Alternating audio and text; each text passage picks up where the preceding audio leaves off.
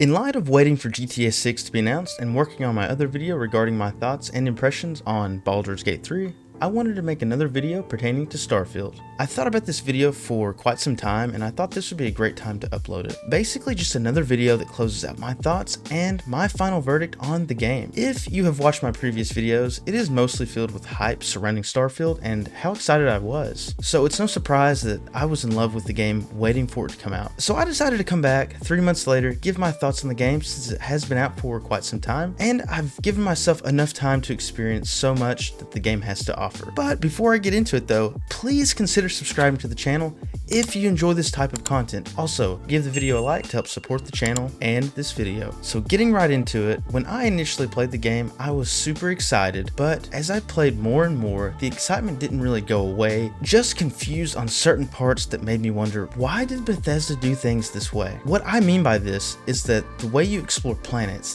the constant repetitive nature of quests, repetitive landmarks on planets, the lack of maps planet side, and a few other minor things, but I'll get more into this later on in the video. What I want to focus on right now is the lack of transparency from Bethesda that they have with their community. Looking back at the history of Bethesda, they've always had these underlying issues with communication and maybe stretching the truth just a little. Now I will say they do tell the truth, but they say things in a way that makes the fans take things out of context, and that isn't a good thing. I'll explain. Examples like when Fallout 3 was set to release, Todd Howard was asked questions about the ending, but Todd had mentioned that there were 200 endings to the game. Now from a fan's perspective, you think, wow, so many choices and endings. What he actually meant was there were 200 variations of the same endings based off of your choices. At the end, there are slideshows of everything you've done in the game, the people you've helped, all of that. Todd said that in a way that fans took that out of context because they actually initially thought that there were 200 endings, not 200 variations of what the ending could be. It's just weird if you think about it, and I wish they would have just been more open to how it ended. Another example was Fallout 76 in its entirety. Honestly, Fallout 76 is just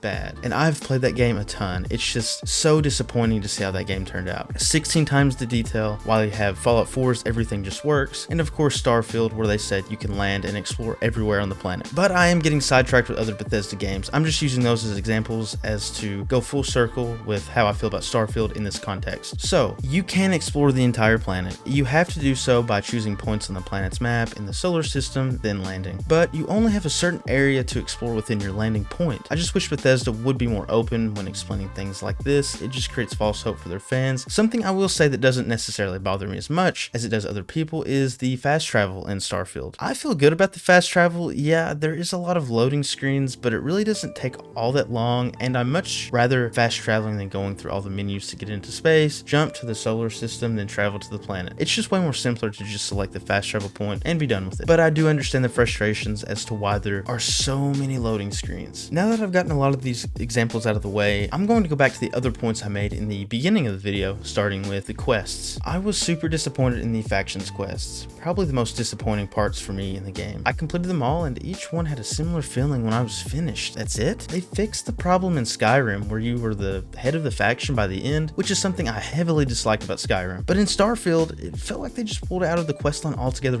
way too fast. The Freestar Rangers are a perfect example of this. It was a questline I was super excited for going into the game, but I think it was the shortest, or at least it felt like to me that it was. It just felt like one large quest instead of just multiple things for you to do with an ending that tied everything together. The United Colonies questline felt like it was just starting when it finished. The other factions just felt the same way. Once you felt like things were about to get started, they just ended abruptly. I don't know why they decided to cut them all short, but it was just disappointing for me. Not to mention the same repetitive quests on the mission boards. And I get it, they want to give you things to do by using these mission boards, but it's just go kill this person, go and clear out this area, so on and so on. Also, the main quest being basically the same fetch quest for the artifacts, I was just hoping for a longer experience with more variety in that. But again, it goes back to the communication. Bethesda said things were randomly generated, but they said it was in a way that it didn't feel noticeable, and so it just gave all the fans false hope of their expectations for Starfield, and I think that was probably the biggest disappointment. And I know if you go back and look at a lot of Bethesda titles, they pretty much do the same thing, but I guess it's my fault for falling falling into that sense of false hope. But anyway, going back to the randomly generated content, my biggest pet peeve about Starfield was how many of the same places you see. I saw the same mine, the same model for model, NPC for NPC in the area, and a handful of artifacts that I was exploring. It got really old, and it just left me wondering,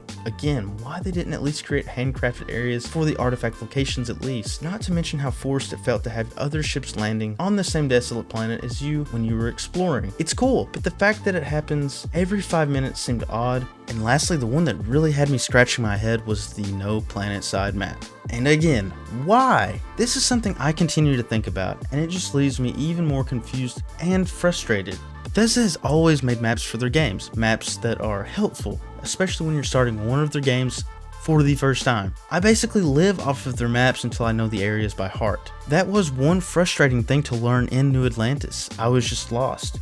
I guess the pro out of that is that I get to explore the city without knowing where I was going, but I still would have preferred a map to help guide myself. So at this point of the video, you're probably thinking, he hates this game. Now that isn't the case. I actually love Starfield and the universe that Bethesda has created. I think there's a lot to learn in the next title, as well as improve on, but it was a good game to me personally.